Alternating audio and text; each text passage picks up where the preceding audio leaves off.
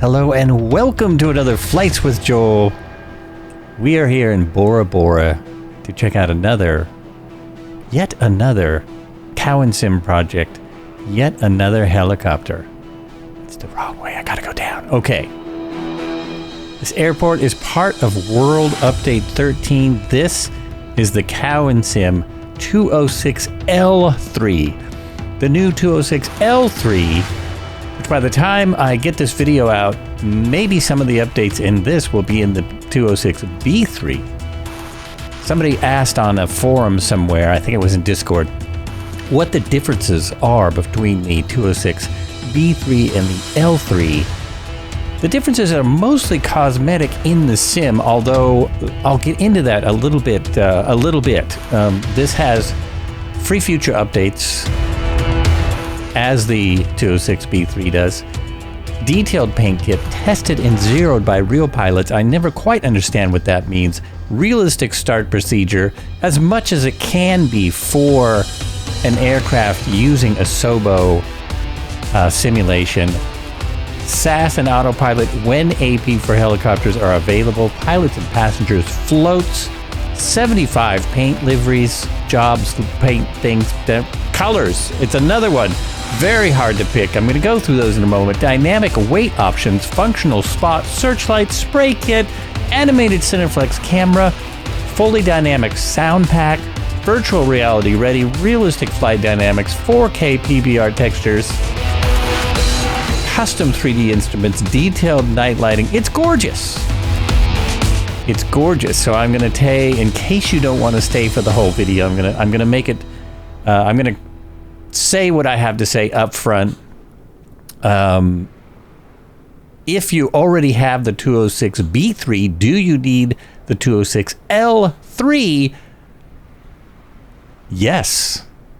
If you're a helicopter nut like myself, I had the same thoughts, and I just thought, well, why am I even getting this? Mainly so I could make a video and tell people about it and do my creator thing.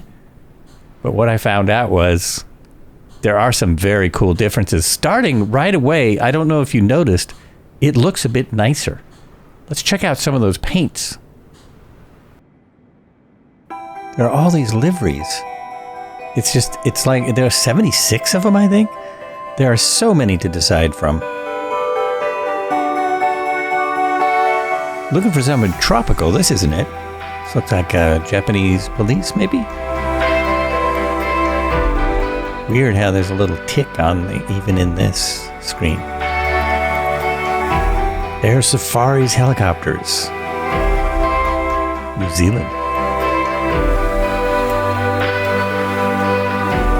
And then there's this one.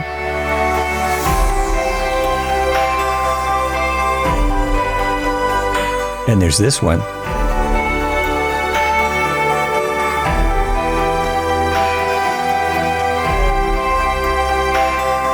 And there's this sweet looking thing. You get the idea. It goes on and on and on.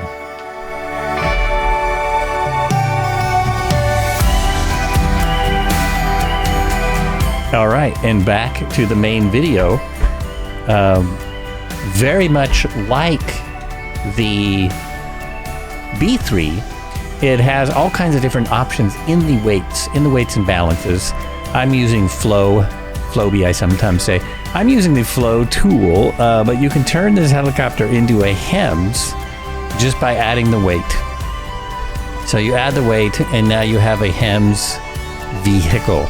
You jump inside, go into the back. Oh, can I remember my shortcut? There it is. And there's your HEMS. You can open the door here so we can see it from the outside, and we'll be able to see it change a little bit. And there you are. So you have the HEMS set up from the outside, and then you can change it back to the previous version just by taking this out, and then I will have a passenger already in there. Boom. Oh, it didn't work. Okay, sometimes it doesn't work. What happened? This happens occasionally. I think it's... There we go. Now it's back to a passenger version. Boom. There it is. And you can do, you can add searchlight, you can add Cineflex camera, you can add a spray kit. That's always fun. Spray kit, which is quite nice, and it will be functional once they're able to do that in the sim. Some of the differences from this and the 206 are the rotor and the engine. It does have a slightly bigger engine, and the tail rotor and main rotor are different. They also elongated the fuselage, although much of the other things are the same. And they updated the what do you call those? Empennage? I should know this with all the helicopter study. You can take off the wire cutters. You can add or subtract the floats. You can add or subtract these steps. All these are needed since we're doing a little tourist flight in Bora Bora, taking some passengers out to their temporary homes here. Let's get started. There is a great startup. Wait a minute. This doesn't seem correct. Here we go. Trying to get set up in my spot. There's a great start checklist. Let me just show that. Here we go. If I bring that over here, you should be able to see it, yeah? So there's a startup checklist. There's not, as with the first one, there's not a full manual. As with the 206 B3, there is not a full manual. There is a full start checklist. I'm going to go with that and see how far I can get. Let me get these other headphones out of the way because they're kind of annoying. And I've made some quick camera stuff, but I think I messed it up with this. Okay, reset this camera and go like that. There we go. That's better. So yeah, now this is correct. So I've made some quick cameras. It's easier to get around the aircraft this way. I see that my altitude needs to be set because I did turn out real weather because it's Bora Bora and it is gorgeous. So, in my opinion, this is slightly more realistic. Doors secure and lock is the first. Secured and lock is the first thing. So the problem is to get out to this door can be a little bit difficult. There we go. Now we've got it, and really nice passenger compartment in the back or medical compartment, depending on what you're using it for. Rotor brake off. This is very important. The whoops, I'm sorry. The rotor brake must be off. I haven't made this view yet. I forgot. So make sure that's off. And then seat belts fastened secure. Battery switch on and horn mute. So the horn is right there. I'm going to go up here and we're going to hit the battery switch, which is the second one. Go down here and mute this horn. I hope this all works. I've only tried this once. We're going to go ground power as required. We don't have that today. Flight controls, check freedom of movement. So this is actually good if you're using, even at your desk, to check that you're not running into your cat or dog or something, so that you have freedom of movement of your flight controls. Landing light switch off on collective. It is. Throttle rotate, pass stop, fully open, rotate back to idle, check idle stop, and fully close. Now, this is from a real world checklist, I can tell, because you open it all the way, you close it back down, and the idle stop, I think it goes, oh no, it does work. The idle stop does work. Oh, that's great. The idle stop works, so that's very important. You want it all the way back down. Fuel quantity check. I have half a tank of fuel. We're good. Instruments, static positions, they are. Altimeter set, we just did. Clock set and running. So the clock is right here.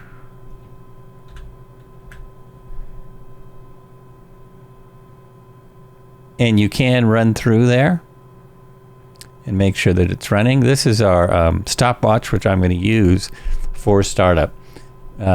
Magnetic compass check. This is the magnetic compass. Caution panel lights test. So the caution and panel lights are here. They're all good. Isn't that great? It's really nice. TOT test, press check, and red light illuminated. So there's the TOT test right there. We want to make sure that comes on. Interesting. Oh, this is already in the yellow. So that's kind of odd. That should be all the way over here at 1. I don't know why that is. I don't know why that's fuel valve. Check that it's on and red guard secured. It is. Fuel boost breakers push in on. So when I come into the helicopter, these are already pushed in, but they do work. So they do work. Hydraulic switch on center console. This is left on normally. Let me see if I got my, whoops, that one. Hydraulic switch is here. And it's normally, here's the hydraulic switch. It would normally be left on, and it's on. Directional gyro switch on.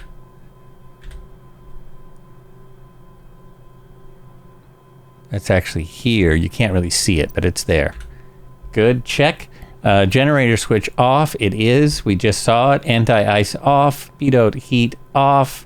Position light switch off. Instrument lights adjust as required. Rotor brake off. Check that again.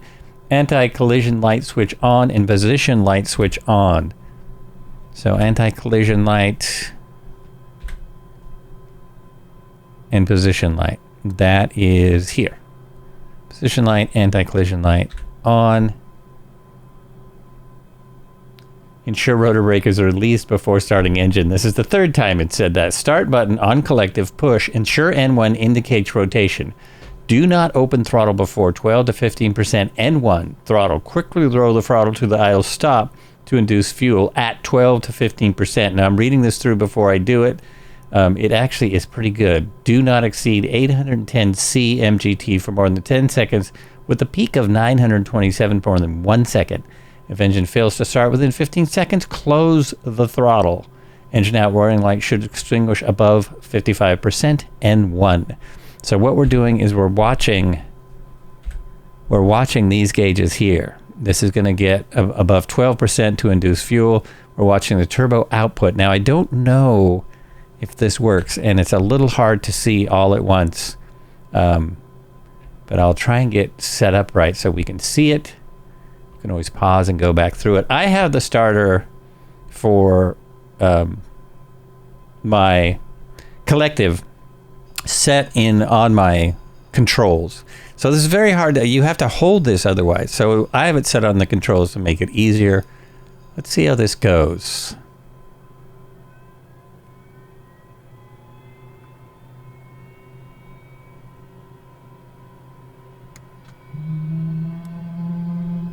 It says battery hot. There we go. That went off. The turbo temperature should be up in the yellow. So it's kind of doing the opposite of what it ought to do. That's right here. This should be up in the yellow now. There it goes. There it goes. Okay, and it's coming back. So it's just kind of a little slow, but it's close. We almost have a start. My finger is still on the button. And that should easily be a start. Now, this rotor RPM should stop right about there. I think it's going to go to around 70. That's what it did before. That should already be stopped with where the throttle is. Let's see where it rests. And then we're supposed to, whoops, we're supposed to sit there for a minute. So that's what this timer's for. There it goes. 75, not bad. Not bad at all. So we've nearly got to start. Let's keep going. Throttle open, 70% gas producer RPM. Gen switch on. Check the gen. Caution light extinguish. An ammeter indicating load. So go up here. Generator switch to. It's on start. Now we turn it on. Generator caution light is off. And ammeter indicating load. Right there. It is. Everything is good. ELT check for inadvertent transmission. Hydraulic system continue boost breaker off, then on. Hydraulic system boost breaker off, then on. Really? Well, that's interesting. Is that here? Oh, right there. So it's saying to turn that off and on. I guess that's to check it. There we go. And engine run up. All gauges indicating normal. Throttle slowly open to full. Observe N2 stabilization, 97 to 100%. Now this is where it gets a little weird. Pitot heat on when outside temperature is below 5C. It is not. Anti-ice switch on when outside temperature is below 41. It is not. So also they skipped a couple things. We need avionics on. We need the attitude on, attitude indicator on. And now we'll slowly roll it up. The only way to do this now is with a mouse. Unfortunately, it is still this way. And it rolls up pretty fast. Oh, see, this is still in the yellow. That shouldn't be in the yellow. I'm going the wrong way, aren't I? There we go. Now, what's weird is it'll go... The governor doesn't quite work. See, it goes way past into the red. So you have to bring it back a little. It's very bizarre. To bring it back a little bit, and you have to actually find a spot where it works. Turn that off again. There we go. Have to find a spot where it's close. Oh yeah, see, that doesn't quite work. And then you have to adjust it here a little. Oh no, that's gonna work. Okay. That is gonna work. Recheck your lights. We're gonna want the battery light on, the landing light on. Doors secure if installed. Passenger seatbelt fastened. Caution warning lights extinguished. Fuel quantity check. We are ready to go. We're gonna pop out here, and I'm gonna look at a couple things. Does it have a heat exhaust? It does. I don't know if you can see that. The sun's starting to set, but it does. Yeah, see? Very nice. Also, the animation for the rotor and the tail all work except for the cyclic. The collective animation works and the rotor animation works, but the cyclic animation is still seems to be lacking. It might be something to do with the code in the sim. So I can do a replay in a bit. I'm just going to fly out a little ways, and then we will... and then that'll be it. That'll be in the video. There'll be a little interlude, but the things I've noticed, one, I think that start sequence is way better. Oh, now, see, now I'm having trouble. I'm having trouble with the power. It's like the...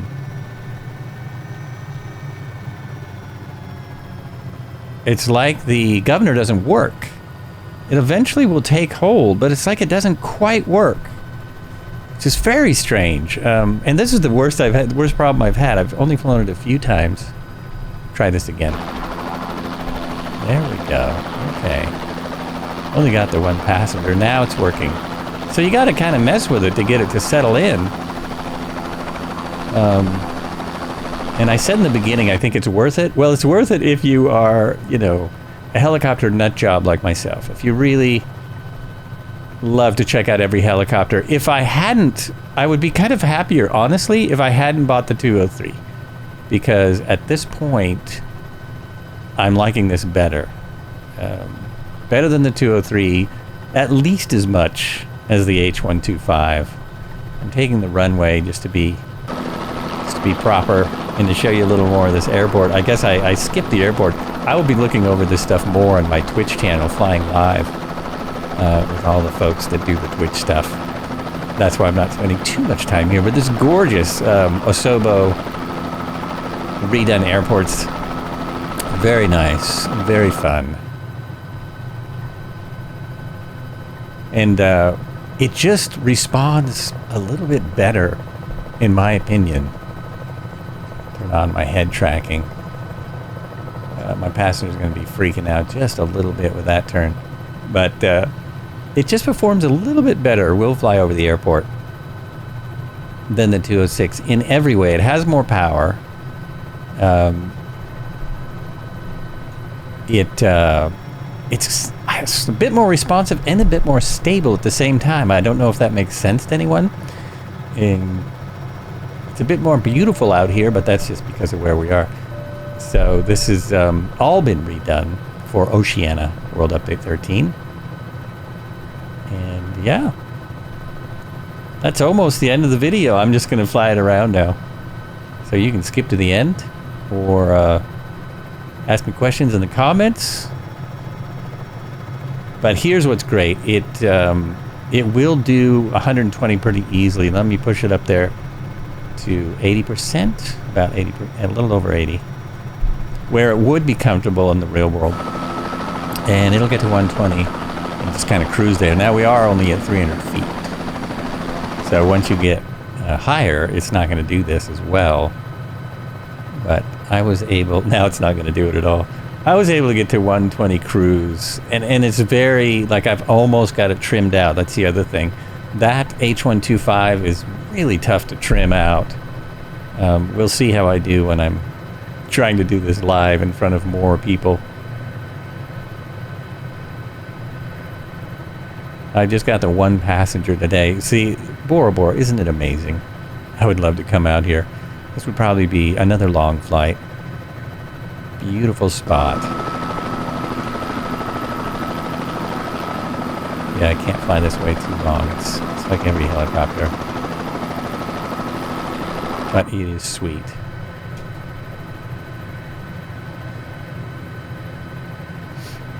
So I found some docks on that second set. Oh, and I also found, well, there's a couple things I found out. I forgot.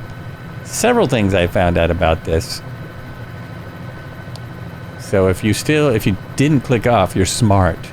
You're going to see more stuff. For one, when we cruise in here, we're just going to turn around.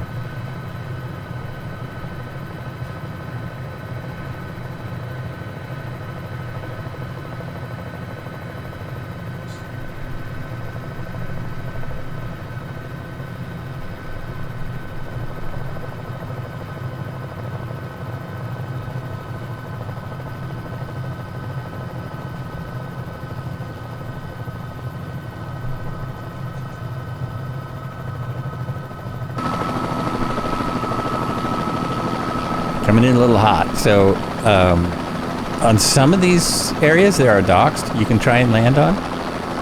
They work sometimes, but if you don't have a dock, I found out something else about the floats that I didn't know. I suppose it works this way on the 206 also. I've just never landed in water maybe. But if you get in here and you haven't got a dock,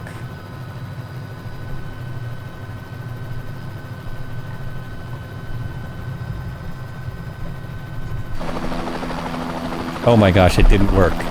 It didn't work. Are they not armed or something? Okay, last time I did this, the float's armed. The floats exploded. And I don't know. Oh, there they are. They are exploded. They're just not floating. They're not actually floating. So, the floats don't float, but they do arm when you land on water, and then they disarm as soon as you take off, which is bizarre. It's also bizarre that they don't float. All right, back to the airport. One more thing to show you, and probably my favorite thing about the helicopter so far, as we quickly head back.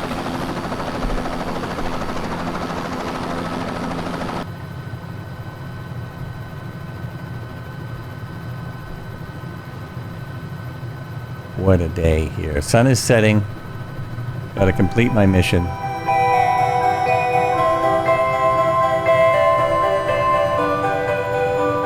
I had it trimmed out for 120. Now it doesn't want to get back there. There we go. There's a shadow of a boat. There's no boat there, but there was in the satellite image. Here we go. Good speed. Cruising right back. Now I kind of stopped at the before takeoff. There's also takeoff checklist. And there's a before landing. Instruments normal operating, passenger seatbelts fastened, and an engine shutdown. Which is collective full down, cyclic center, throttle rotate, etc., etc. So follow it, it works. It actually works. So now I'm going to get a little more height. And if you're familiar with helicopter flights, you know what's coming. I'm getting a little higher, getting a little slower.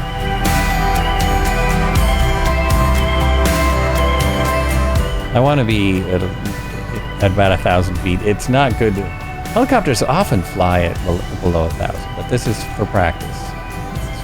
We'll see if I can make it. Yeah, I can make it now. So I don't have a good spot, but I'm just going to do this. There we go. So it works. Look at the rotor RPM. It works. You can do an auto rotation in this. I'm going to go on the grass so I don't mess up the skids any more than they are. And there's a little bit of wear and tear on this, not a lot. There we go.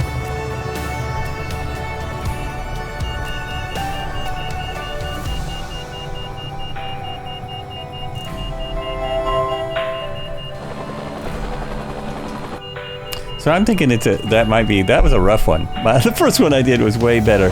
I'm thinking it might be a little bit easier than it should be. And it's hard to do the replay of that. It won't come out right because it won't follow the engine stuff. It won't work. I'm gonna put it back where I had it, and so we can do a little flying around.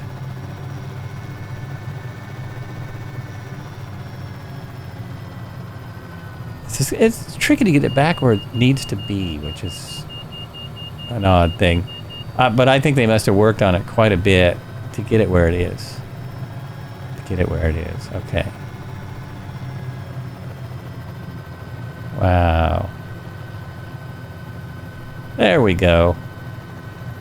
Because the fact that, I mean, it's pretty close to an auto rotation. It is maybe a little easier than it ought to be. But it does a really good imitation of auto rotation. Thanks for watching. This has been another Flights with Joel. Did I remember to hit record?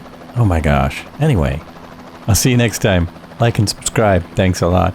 Take care. Watch the other videos.